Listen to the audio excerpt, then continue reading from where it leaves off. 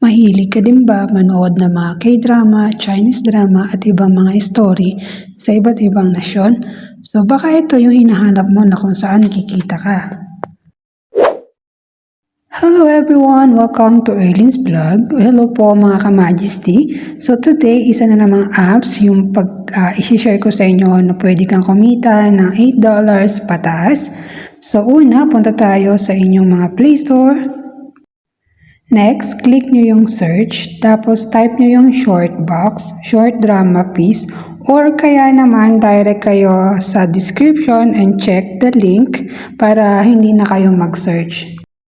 Kapag naka-download na po kayo, i-click nyo lang po ito para mag-open and then mag-login kayo sa Facebook or Google kung saan nyo gusto. Pag nakapag-login kayo ay makaka-receive nga po kayo ng 600,000. Ito na po yung bungad dito sa application na to. Meron dyan sa home, yan yung mga napapanood. At ito naman po yung mga reward.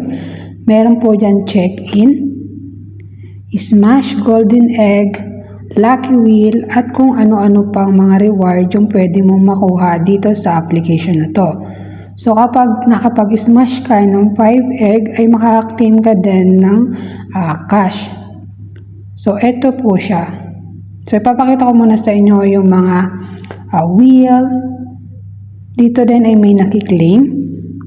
May target kasi dito sa lucky wheel para makaklaim ka ng task. Kagaya na to, watch ad, 1,000 plus 400, 2,000 naman plus 1,000 naman sa lucky draw. Tapos, doon naman sa smash ay 2,000 plus 1,000. 5 times, tapos 6 times naman sa lucky draw.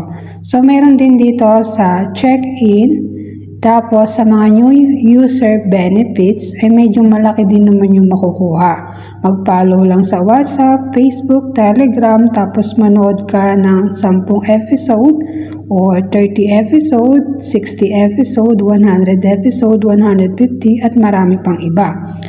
So sa panonood mo ng mga Chinese drama, Korean drama, nakakaipon tayo ng cash at ng pink cash. So dito ay parehas din may withdraw. Dito naman tayo sa withdrawal.